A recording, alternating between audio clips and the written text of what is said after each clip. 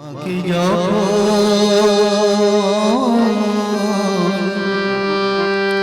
মনে পড়ে ধরা মনে হয় জল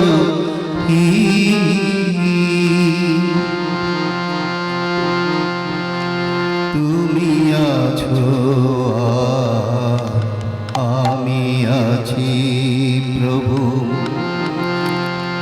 তুমি আছো আমি আছি প্রভু।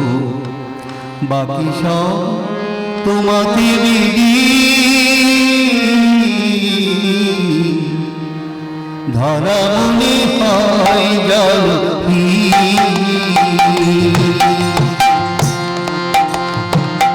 তোমাকে মনে পড়ে ধরা মনে হয় তুমি আছো আমি আছি প্রভু, তুমি আছো আমি আছি প্রভু। বাকি সব তোমাকে ধরা মনে হয় তোমাকে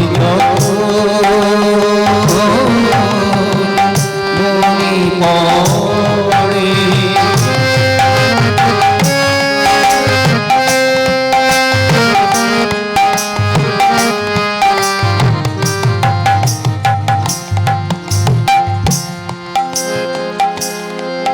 কি জাদু যে করেছো আমায়, তোমাকে ভেবে ভেবে হয় কোথাও হতে বেলা হয়ে যায়। কি জাদু যে করেছো আমায়, তোমাকে ভেবে ভেবে হতে খেলা হয়ে যায়। তুমি আছো তুমি যে গো আছো তাই, তুমি আছো তুমি যে গো আছো তাই। মনে বাজে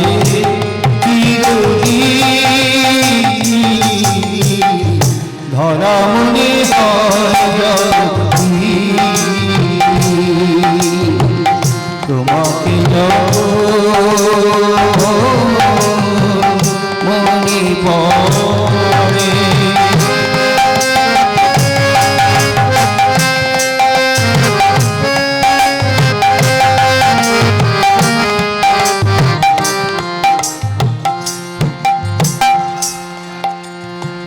বুঝি নাই কেমন খেলা সুন্দর নিয়াকে খেলিছ সারাটি বেলা। বুঝি নাই কেমন খেলা সুন্দর নিয়াকে খেলিছ সারাটি বেলা। আজ আকাশ বাতাস ছায়া আলো তোমাকে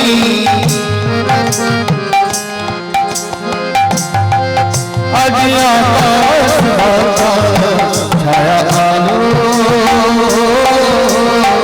সব কিছু লাগে গো ভালো। আজ আকাশ বাতাস ছায়া আলো সব কিছু লাগে গো ভালো। প্রভু তোমার হাসি ভোলাতে প্রভু তোমার হাসি ভোলাতে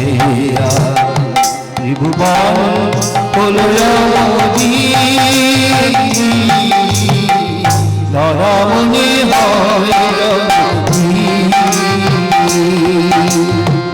তোমাকে মনে পড়ে ধরা মনে হয়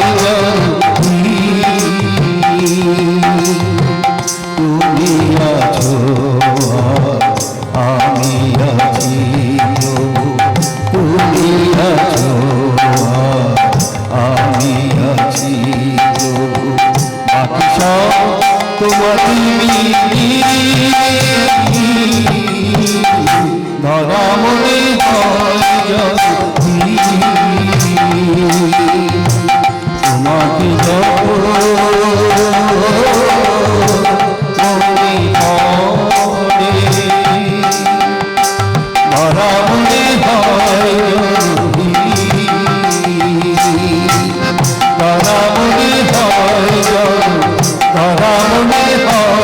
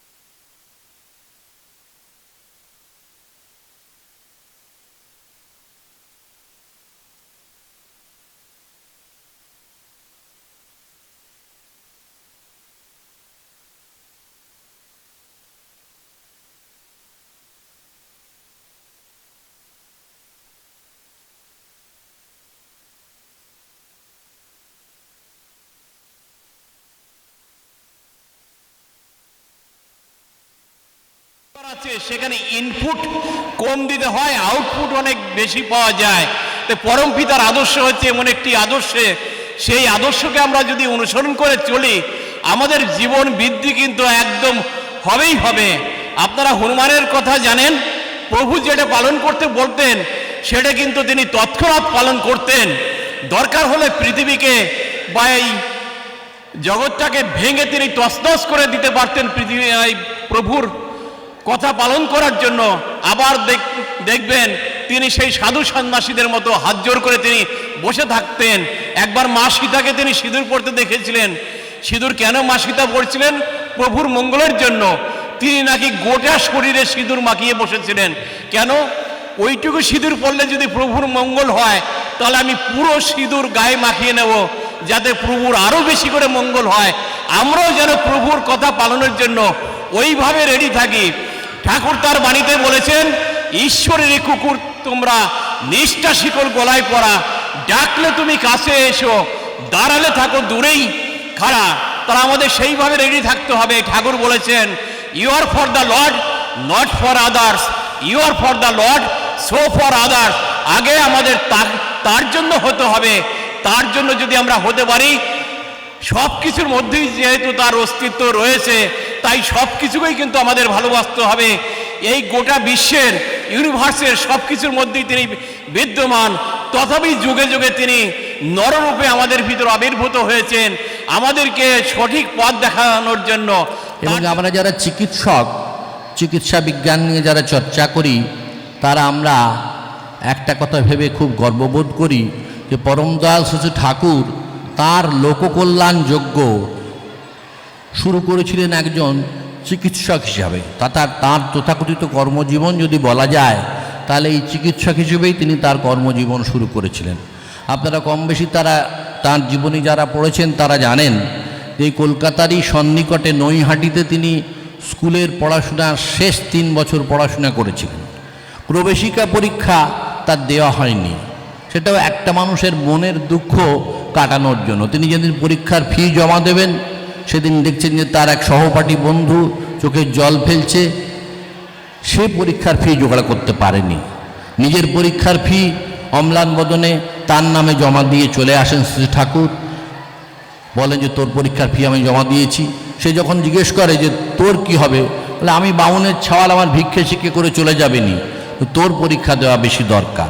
সে ডাক্তারি পড়ার ব্যাপারটা পরে আসে, তিনি কিন্তু প্রবেশিকা মানে যেটাকে এখন মাধ্যমিক বা ম্যাট্রিকুলেশন বলা হয়, সেই পরীক্ষা ঠাকুর পাশ করতে পারেননি, পরীক্ষাই দেওয়া হয়নি তার। এবং পরে তার এক প্রতিবেশীর সহায়তায় তিনি এখন কলকাতার বউবাজার এলাকাতে ক্যালকাটা ন্যাশনাল মেডিকেল স্কুল ছিল, সেখানে তিনি ভর্তি হয়েছিলেন। এবং একটু আগে আমি যেখান থেকে এলাম অমরধামে, সেখানেও আজকে উৎসব হচ্ছে। সেই অমরধামেরই সন্নিকটে গ্রে স্ট্রিটের কাছে একটা কয়লার গুদামে তিনি থাকতেন। সেখান থেকে বউবাজার স্ট্রিট অবধি তিনি পড়াশোনা করতে যেতেন। এবং এই উল্টো ডাকার কাছে মুচি বাজার এলাকাতে, ওইখানে তিনি অনেক সময় সব ব্যবচ্ছেদ করতে আসতেন। এবং আর্থিক অবস্থা এমন ছিল, ঠাকুরের জীবনী পড়লে দেখা যায় যে 1 পয়সা তখন ট্রামের ভাড়া তাও সবসময় ঠাকুরের কাছে থাকতো না। ট্রাম যাত্রীদের দেখে তার মনে হতো এরা কত সুখী। এবং সেই অবস্থাতেও তিনি কিন্তু যখন ওই কয়লার গুদামের শ্রমিকরা বা মিছিলির কারখানার শ্রমিকরা অসুস্থ হতো, তখন তিনি তাদের হোমিওপ্যাথিক ওষুধ দিয়ে চিকিৎসা করতেন।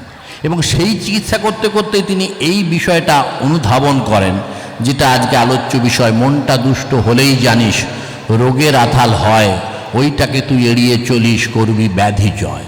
এই মানসিক দুর্বলতা এবং মানসিক অসদাচার, এটাই যে রোগের মূল কারণ, সেটা তখন থেকেই তিনি অনুভব করেছিলেন যে একই ধরনের রোগে আক্রান্ত হয়ে বিভিন্ন শ্রমিকরা তার কাছে আসছে। তারা অসদাচারিতার চলাফেরার মধ্যে, অপরিচ্ছন্নতা, খাওয়া দাওয়ার মধ্যে কোনো সামঞ্জস্য নেই, নানা রকম নেশাতে আক্রান্ত এবং বিভিন্ন ধরনের বৃত্তি প্রবৃত্তির দুর্বলতা। ওই আশেপাশের এলাকাটা খুব পরিচ্ছন্ন এলাকা ছিল না, সেখানে অনেক দেহোপসারিণীর বসবাস। ঠাকুরকেও একজন ধরে করে একবার ওই রকম বাড়িতে নিয়ে গেছিল।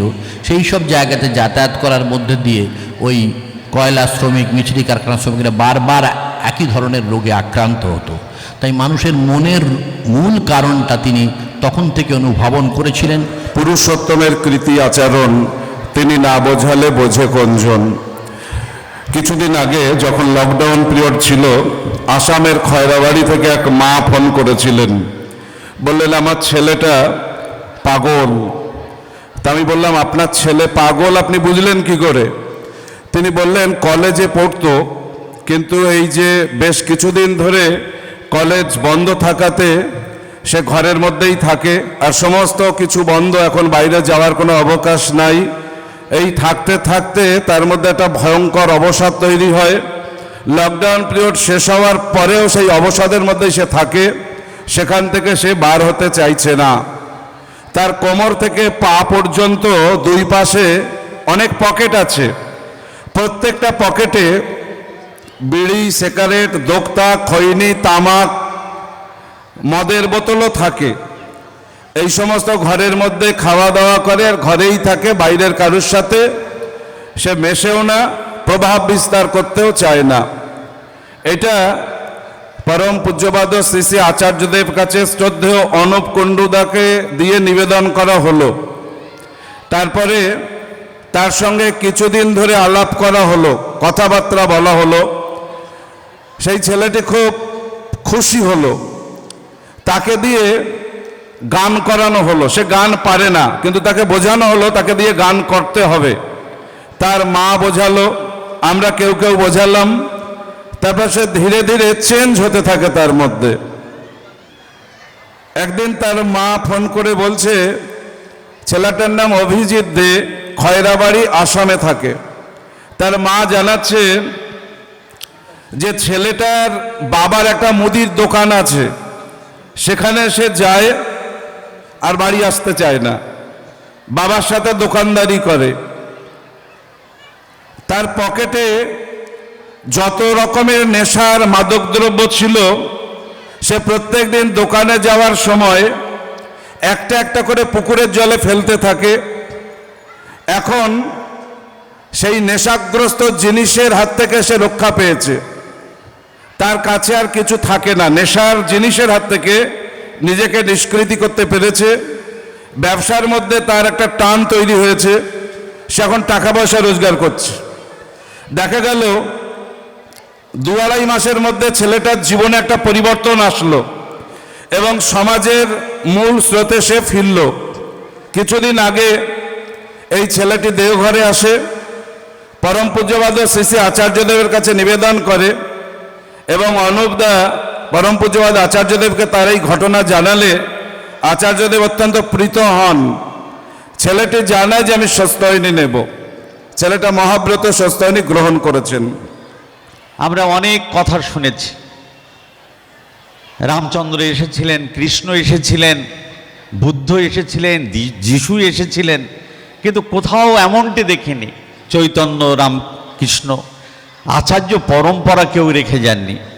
এই আচার্য পরম্পরার উপরে আলোকপাত করবেন প্রাক্তন কৃষি বিজ্ঞানী ডক্টর নৃপেন্দ্রনাথ মণ্ডল, ঠাকুরের সহপ্রতিনিধি।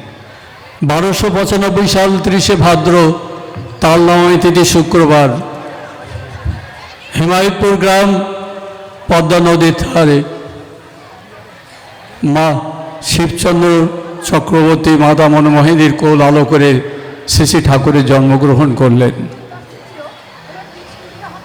দীর্ঘ 13 মাস তিনি গর্ভে ছিলেন। এইখানেই প্রথমে ব্যতিক্রম। তারপরেই আমরা দেখতে পাই কি পদ্মা ধীবররা ছুটে চলে এসেছিল শিবচন্দ্র চক্রবর্তীর বাড়ির আগুন নিভাতে। এসে কি দেখল না, আগুন তো নয়, ছোট্ট শিশু খিলখিল করে হাসছে, তার সমস্ত শরীরে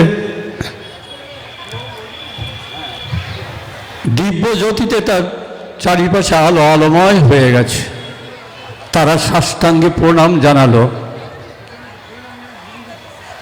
তিনি প্রথমেই ধরা দিলেন সেই সমাজের সবচেয়ে নিচু স্তরের মানুষের কাছে। তারাই প্রথমে বলেছিল যে আমাদের প্রভু এসেছেন। মস্তক মন্ড, খিলখিলকা হাসা, এ আমাদের সমাজে প্রত্যেকটি পরিবারে তো শিশু আসছে, কেউ কি হেসেছে? কারোর কি মাথায় মস্তক আছে? এখানেও আমরা দেখতে পারি ব্যতিক্রমী। যাই হোক, এই ব্যতিক্রমে দেখতে দেখতে আমরা শেষ ব্যতিক্রম দেখলাম আচার্য পরম্পরায়। পরমদয়াল আমাদের চক্ষুর আড়ালে চলে গেলেন, রেখে গেলেন তার জ্যেষ্ঠ পুত্র আত্মজ শ্রী শ্রী বরদাগ। আমরা ভেবেছিলাম বোধহয় সৎসঙ্গ জগৎ আর থাকবে না, কিন্তু না, তা নয়। শুরু হলো সৎসঙ্গ জগতের কর্মযজ্ঞ। একের পর এক তিনি দেশ বিদেশে 108টা মন্দির প্রতিষ্ঠিত করা চললেন।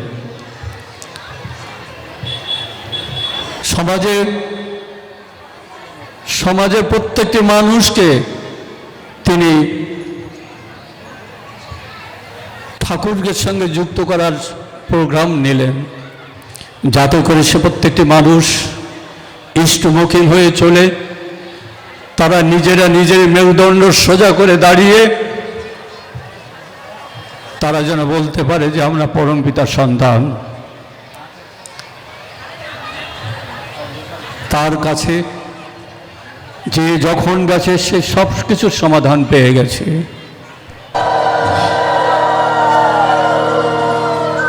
বারে বারে করবে নবীনা স্বামী আগে দয়া করো রাধামে জীব জন্ম নামে জনম জনম রহি ভুল में नहीं पाया भेदा काल कर्म के रानी जोगी पिलरने शव मन की गानी भाग जगा मेरा आलिका मिले साल गुरुआई राधा स्वामी धाम का मोहि भेद जनाई ऊंचा से ऊंचा देश है अहोधर भिखारी बिना संपदा शुभ शब्द निशानी राधा स्वामी नाम की वही वही मसराई पिरवन राग जगाय के भय पहुँचो भाई साधु संग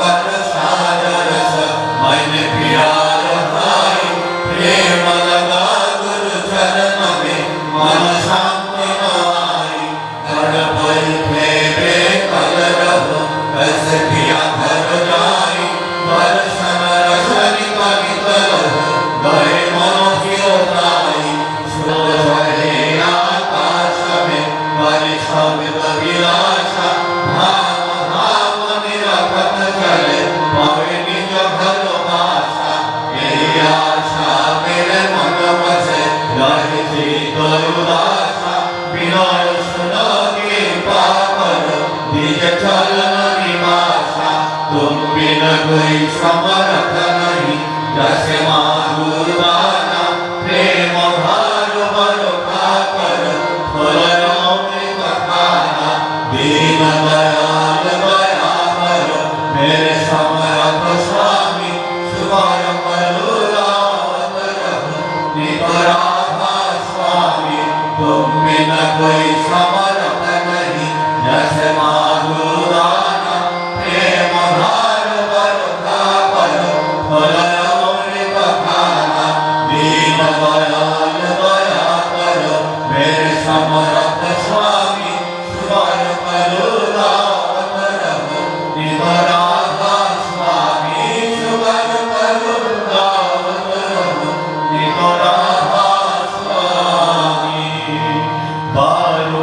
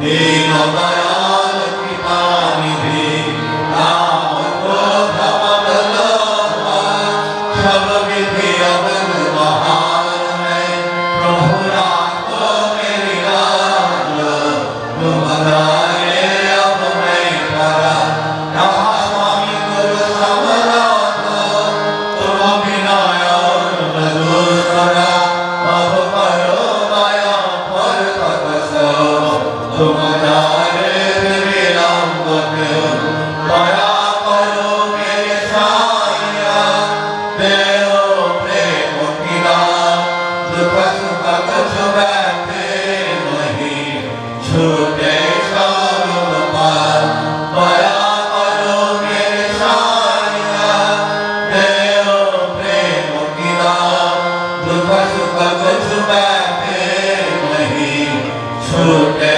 सर्व पार बार बार करो पुकार सविनय करो पुकार साधु संग महिते अनिक परम गुरु आधार साधु संग महिते अनिक परम पिता गुरु ब्रह्मा गुरु विष्णु गुरुदेव महेश्वर गुरुदेव परम ब्रह्म तस्मै श्री गुरवे नमः अखण्डमण्डलाकारं व्यक्तं चराचरं तत्पादं शिवं येन तस्मै श्री गुरवे नमः अज्ञानदीनं दर्शयाम्यहं स्वाकरं चक्षुरुन्मीलितं येन तस्मै श्री गुरवे नमः स्थावरं जङ्गं व्यक्तं येन विदं चराचरं तत्पादं शिवं येन तस्मै श्री गुरवे नमः चिद्दुःखेन परित्यक्तं त्रैलोक्यं सदाचरं तत्पादं शिवं येन तस्मै श्री गुरवे नमः नमो गुरुदेवं तव तत्त्वेन परं नासि तस्मै श्री गुरवे नमः मन्नाथ श्री जगन्नाथ गुरु श्री जगद्गुरु परमात्मा सर्वभूतात्मा तस्मै श्री गुरवे नमः गुरुरादिरादिश्य गुरु परम दैवतं गुरो परमनासि तस्मै श्री गुरवे नमः ब्रह्मानन्दं परमशिवं केवलं वेदमुक्तिं धर्मातीतं गगनसदृशं तत्त्वं स्वादिलक्षणम् एकमनित्यनिर्मलं सुदं सर्वधीशाश्रुभूतं भवातीतं निर्मलरहितं सद्गुरुं त्वां नमामि सद्गुरुं त्वां नमामि सद्गुरुं त्वां नमामि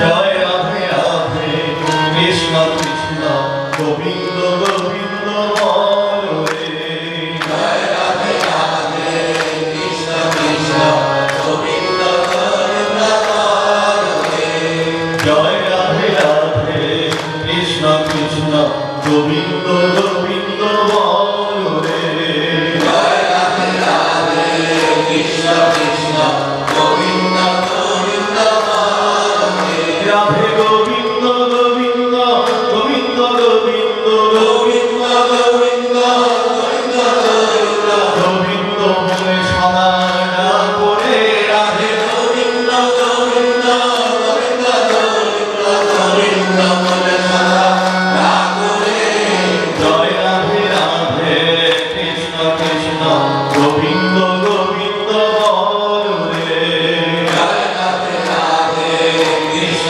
কৃষ্ণ গোবিন্দ গোবিন্দ বলে ছাড়ো রে মন কপট চাতুরি বদনি মন হরি হরি ছাড়ো রে মন কপট চাতুরি বদনি মন হরি হরি হরি নাম পরম ব্রহ্ম জীবের মূল ধর্ম নাম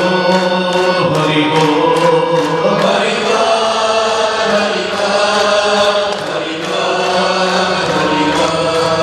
হরি নাম পরম ব্রহ্ম জীবের মূল ধর্ম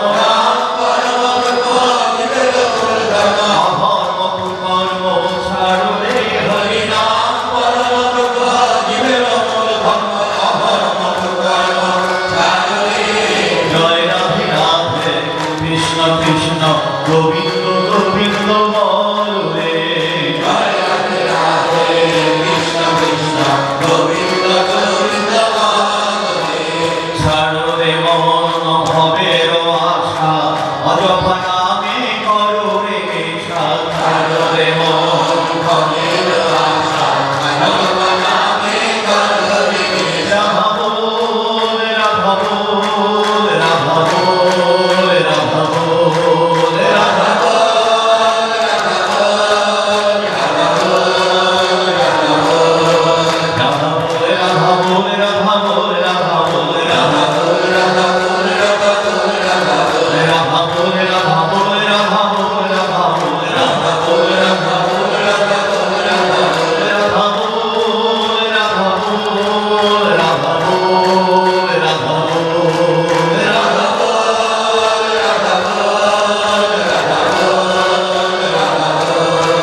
রাধে গোবিন্দ নামটি পদে লইলে গোবিন্দ নামটি পদে লইলে নয়ন নিয়ে সদা ভাসুরে রাধে গোবিন্দ নামটি পদে লইলে নয়ন নিয়ে সদা ভাসুরে জয় রাধে রাধে কৃষ্ণ কৃষ্ণ গোবিন্দ গোবিন্দ বলে জয় রাধে রাধে কৃষ্ণ কৃষ্ণ গোবিন্দ গোবিন্দ রাধে গোবিন্দ গোবিন্দ গোবিন্দ গোবিন্দ গোবিন্দ গোবিন্দ গোবিন্দ গোবিন্দ বলে সমারা করে রাধে গোবিন্দ গোবিন্দ গোবিন্দ গোবিন্দ গোবিন্দ বলে সমারা করে জয় রাধে রাধে কৃষ্ণ কৃষ্ণ গোবিন্দ